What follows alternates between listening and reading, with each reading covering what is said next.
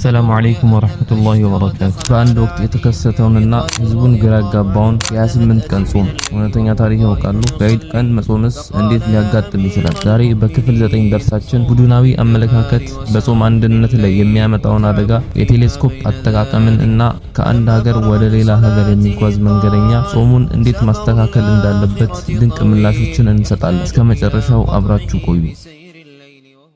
ወደ ጌታህ መንገድ በብልሃትና በመልካም ግሳጼ በለዘብታ ቃል ጥራ፣ በዚያችም እርሷ መልካም በሆነችው ዘዴ ተከራከራቸው። ጥበብ ቲዩ። السلام عليكم ورحمة الله وبركاته. الحمد لله رب العالمين والصلاة والسلام على رسول الأمين وعلى آله وصحبه أجمعين ومن اتبعهم بإحسان إلى يوم الدين. أما بعد، زاري يمن ملكته يا الإلمام في أحكام الصيام كتاب أمستني درساتنا نمي هنا اثنان درس جرش أكابي سنة ينبرو رمضان يميز بتن يميتوج بتن ولا تاينت منقد أي تنبر نزيم ولا منقدوج عندنا رؤية دخول شهر رمضان مقباتو يميتوج بت ثبوت دخول شهر رمضان بولة منقد عندنا رؤية هلال رمضان يا رمضان جارك عن مايت ولا تنجو دقمو يشعبان ور 30 مملاته بمجمرة وكالة رقاقة ولا تنجو منقد يرقاقة اثنان درس لين نزي نقرو شايف النبر ولا تنجو يمجمرة وكفل لي زرزر عربية وصلوا نتبوشنا يتوال زاري من النسابت. الأمر الثاني إكمال شهر شعبان يشعبان ورو مملاته يمجمرة وكالة فنا مالته جارك أكال تاريخ بزي أكتابي اختلاف المطالع كهاجر أجر جرك أي متاجبات هنيتا من لا يكهنا عندك من قبل الأجر أي ثلاثة مركزا صوني مني زوين اللي يجري النسيجلا أمنتي من الطالبات مالت كلهم حسبك مالتين يتدرج هذا كتواكرة هذا رست ياللون تقوم ومزيد تقوم الدرجة ومجلس ليون جلال وين بلي الأكل يعني المكتب واجب هنا لكن የህዝብ መለያየት እንዳይኖር በዚህ ጉዳይ ላይ አመኔታ ማግኘት ያስፈልጋል። ምን ማለት ነው? በአሁኑ ሰዓት በተለያየ ቡድናዊ መነሻ ባለው ሰበብ ምክንያት አሁን እንኳን አንዳንድ ቦታዎች ላይ አብረው የማይጾሙ ሰዎች አሉ፣ ያጋጥማል። ከዚህ በፊት አንድ አካባቢ ላይ የሀገር ህዝብ እየጾመ እኛ በሳዑዲ ባየችው ጨረቃ ላይ ተመርኩዘን አንጾምም ብለው ተገንጥለው ወደ ኋላ የቀሩ ከዛ ወሩ ደግሞ 29 ሆኖ አለቀ። ምን ተከሰተ? ስንት ሆነ ማለት ነው? እነሱ ላይ 28 ሆነ የጾሙት። የታወቀ ነው። ስም ብጠቅስላችሁ በአገር አቀፍ ደረጃ ስሙ የሚጠቀስ የሆነ ቦታ ላይ ያጋጠመ ነው። መነሻቸው የፊቅህ ርዕሱን ማበጠር መለየት አይደለም፣ ቡድናዊ አመለካከት የወለደው ተቃርኖ ነውና 28 ሲሆንባቸው የአካባቢው ነዋሪ ከሌሎች ማህበረሰብ ሲለይ በጾም ተለዩ። አሁን ደግሞ በዒድ ቀን መጾም ሆነባቸው። ብዙ ሰው ሲያጉረመርም እንደገና ተነስተው ይቅርታ ጠየቁ። ይቅርታ የጠየቁት ግን ሁለቱንም ጥፋት ካስፈጸሙ በኋላ ነው። በጾም ቀን እንዳይጾሙ አረጋቸው፣ አፍጥረዋሉ። በዒዱ ቀን ጾመዋል። ምክንያቱም 28 ሲሆንባቸው እንደዚህ ሊሆን አይችልም። 29 ለማድረግ ብለው በዒዱ ቀን ጾመዋሉ። በማግስቱ ዒድ ሰገዱ። በአካባቢው ያሉ ሌሎች ማህበረሰቦች በዛ መልኩ አልሄዱም። አንድ ቀበሌ ላይ ከአንድ ቀበሌም አንድ አካባቢ ላይ ተከሰተ ነው። ህዝቡ በጣም ቅሬታ ሲይዝባቸው ይቅርታ በጾም ቀን አስበልተናችኋል፣ በዒድ ቀን ደግሞ አስጾመናችኋልና ይቅርታ ብለው ተነሱ። እንደገና የህዝብ ቅሬታ ነው ግፊት አድርጎባቸው ያን የተናገሩት። ማንሳት የፈለጉት ምንድነው? በእንዲህ አይነት ቡድናዊ ሰበብ መነሻ የሆነ የህዝብ መለያየት እንዳይኖር ይሄ የጾም ጉዳይ ሰዎች የሚጾሙበትም ያፈጥሩበትም ተመሳሳይ መሆን አለበት። እንዲህ አይነት ነገር እንዳይከሰት አመኔታ ማዳበር ያስፈልጋል። ያ ከሆነ ግን እምነት የሚጣልበት ሁኔታ ከኖረ ምን ማድረግ ይቻላል? ባለው ላይ አንድ ላይ ነው የሚጾመው፣ አንድ ላይ ነው የሚፈጠር መሆን ያለበት። በዛ መልኩ ነው። ትናንት አሰልፈናል። በምዕራቡ ዓለም የሚኖሩ ሙስሊሞች ወይ ሙስሊሞች አናሳ በሆኑባቸው ሀገራት የሚኖሩ ሙስሊሞች በዛ አካባቢ ያሉ ተቋማት የሚሰጡትን መመሪያ ተከትለው እንደሚጓዙ አሳልፈናል። ሁለተኛ እዚሁ ጋር አብሮ የሚነሳው ነገር ጨረቃን ለማየት አጉሊ መነጽሮችን ወይም ቴሌስኮፖችን መጠቀም ይቻላል። ዑለማ ኢስላም ይሄ ነገር እንደሚቻል በተጨባጭ አስረግጠው ይናገራሉ። ያለውን ማሳየት እንጂ የሌለ ማምጣት አይደለም። ካላንደር ከመጠቀም ጋር የሚገናኝ አይደለም። ማየቱ ችግር የለውም ይላሉ። ሌላ ትናንት ያነሳነው ነጥብ አንድ ሰው ባለበት ሀገር ላይ ጾም ይዞ ከዛ ተነስቶ ሌላ ሀገር ቢሄድና የሄደበት ሀገር ጾም የያዙበት ቀን እሱ ከተነሳበት ቢለይ ዒድ የሚያውጁበት ሊለያይ ይችላል። እንዴት ነው የሚያደርገው? የሄደበት ሀገር ነዋሪ ስለሆነ እነሱ እንደሚሆኑት ነው የሚሆነው። ቢቀንሱ ይቀንሳል፣ ቢጨምሩ ይጨምራል። የሚጨምረው ወሩ ለምሳሌ እሱ ባለበት ሀገር ወሩ 29 ሆኖ ሊያልቅ ይችላል። እዛ በሄደበት ግን 30 ሆኖ ቢያልቅ 30 ይጾማል። 31 ከሆነስ 31 ይጾማል። ወደ 31 ይሆናል ተብሎ ሳይሆን ከህዝብ መነጠል ስለሌለበት እንደ ህዝብ መሆን ስላለበት የሄደበት ሀገር ላይ እሱ ከተነሳበት በተለየ አንድ ቀን ቀንሶ ከ29 ወርዶ 28 ከሆነስ ወር 28 ሊሆን አይችልም።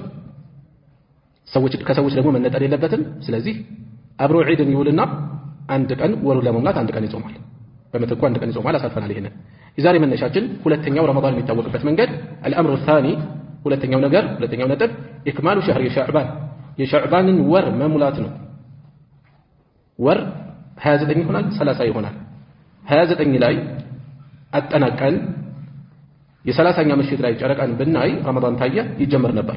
ነገር ግን ወይ በጉም ምክንያት በደመና ምክንያት ሊሆን ይችላል፣ ወይም በአቧራ ምክንያት ሊሆን ይችላል። በሆነ ምክንያት ሰዎች ማየት ካልቻሉ ጨረቃን ማየት ካልቻሉ ሌላኛው አማራጭ ኢክማሉ ሸህር የሸዕባንን ወር መሙላት ነው። 30 ከሞላ የሚጠበቅ የለም። ለምን? ከዛ በላይ ወር 31 ስለማይሆን ማለት ነው። ወይዕረፉ ይታወቃል دخول شهر رمضان የረመዳን ወር መግባቱ بإكمال በመሙላቱ عدة شعبان የሸዕባን ወር ቁጥር عدة شعبان የሸዕባን ቁጥሩ ሸዕባን ስንተኛ ወር ነው? በረመዳን በእስላማዊ አቆጣጠር ረመዳን 9ኛ ነው። ሸዕባን ስንተኛ ነው? 8ኛ ነው። 30 يوما 30 ቀን በመሙላቱ ቁጥሩ 30 ሲሞላ በዚህም ይታወቃል። فحينها የዚህን ጊዜ يلزم المسلمين الصوم ሙስሊሞችን ጾም ይይዛቸዋል፣ ግዴታ ይሆንባቸዋል። سواء رأوا الهلال ጨረቃውን አዩም አው ለም يرሁ ወይም አላዩትም ቢታይም ባይታይም 30 ሸዕባን 30 ከሞላ ይይዛሉ፣ ረመዳን ይጀምራሉ። ስለዚህ ሸዕባን 30 ቀኑን ውለን ምሽቱ የምን ይሆናል ማለት ነው? ቀጣይ ምሽት የረመዳን ነው የሚሆነው። ተራዊህ ይሰገዳል። ሌሊቱ የረመዳን ሌሊት ነው አንድ ብለዋል ማለት ነው። وسواء حال دون منظره وسواء بشويهن حال يغرد دون منظره كأيتاون يغرد ነገር ይኖር سحاب دمنا أو قطر ويم أبارا أو لم يحل ويم አልጋረደም ቢጋረድም ባይጋረድም شعبان 30 ከሞላ ቀጣዩ ረመዳን ነው። لما رواه أبو هريرة ያወሩት ስላለ رضي الله عنه والله يوددላቸውና قال እንዲህ ብለዋል قال أبو القاسم صلى الله عليه وسلم أبو القاسم يا نبي صلى الله عليه وسلم كنيا እንደሆነ አሳልፈናል። ኩንያ ኢስላም እውቅና የሰጠው የዓረቦች ልማድ ነው። ኢስላም እውቅና የሰጠው ለትንሹም ለትልቁም ለሴት ለወንዱ ለሁሉ ይሰጣል። ግዴታ ነው ማለት አይደለም። ኢስላም እውቅና የሰጠው ነው። ህፃናቶች ዘንድ ሳይቀር ያጋጥማል ኩንያ ያላቸው። ይህን ማነሳው ለምንድን ነው? በዚህ ዘመን አቡ ፉላን ኡሙ ፉላን እያሉ የሚያጣጥሉ ሰዎች አሉ። ሌሎች ከዓረብ ጋር የተነካካ ነገር ስለሚጸየፉም ስለማይመቻቸው ይበሉ። ሙስሊም የሆነ ሰው እንዲህ አይነት ሐሳብ ሲሰነዝር ይገርማል። በየወሬው መሃል እንግሊዝኛ ቃል ጣል ማድረግን እንደ ንቃት የሚቆጥር የዓረብኛ ቃላት ሲገጥሙት የሚረበሽ ከሆነ አስፈሪ ነው። እንደ ሙስሊም ነውረኛ የሆነ ልማድ ነው የሚሆነው። ስለዚህ ይሄ ኢስላም እውቅና የሰጠው ልማድ ነው። የትኛው? የኩንያ ጉዳይ ማለት ነው። የነብዩ ሰለላሁ ዐለይሂ ወሰለም ኩንያቸው አቡል ቃሲም ነው። እንዲያውም ከሰሃቦች ውስጥ አንዳንዶቹን አብዛኛው ህዝብ ስማቸውን አያውቅም፣ ኩንያቸው ነው የሚያውቀው። አቡ ሁረይራ ስም ሰው ነው ስማቸውን የሚያውቀው። እንኳን በተራው ህዝብ ዘንድ ዑለማዎች ዘንድ ራሱ ብዙ ኺላፍ ያለበት ርዕስ ነው። ከ30 በላይ የተለያየ ሐሳብ ተሰንዝሯል። ሚዛን የሚደፋ ተብሎ የተቀመጠው ሁለት ነው፣ አብዱራህማን እና አብዱላህ። አቡበክር ሲዲቅ አቡበክር እኮ ስማቸው አይደለም። ስማቸው ማን ነው?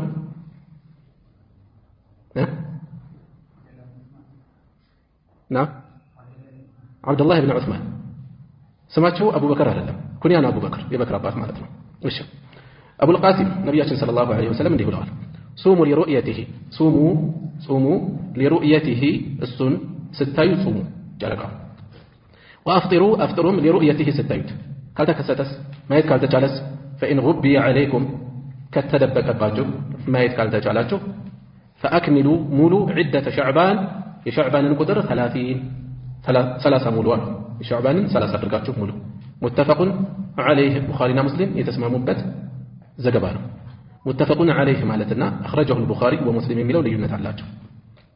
ሙተፈቁን ዐለይህ መልእክቱ ብቻ ሳይሆን ሰነዱም ተመሳሳይ ነው ማለት ነው። የቡኻሪና ሙስሊም ዘንድ ሙሐዲሶች ዘንድ ያለው እስጢላህ ይሄ ነው። የሐዲስ ምሁራን ዘንድ ሙተፈቁን ዐለይህ ከተባለ ከዘጋቢው ሰሐቢ ጀምሮ ሰነዱም ተመሳሳይ ነው፣ መልእክትም ተመሳሳይ ነው። መልእክቱ አንድ ሆኖ ግን ሰነዱ ላይ ልዩነት ካለው ረዋሁል ቡኻሪ ወሙስሊም ይሉታል። ፉቃሃዎች ዘንድ ሳይሆን ሙሐዲሶች ዘንድ ያለው አጠቃቀም ይሄ ነው። ወላ የጁዙ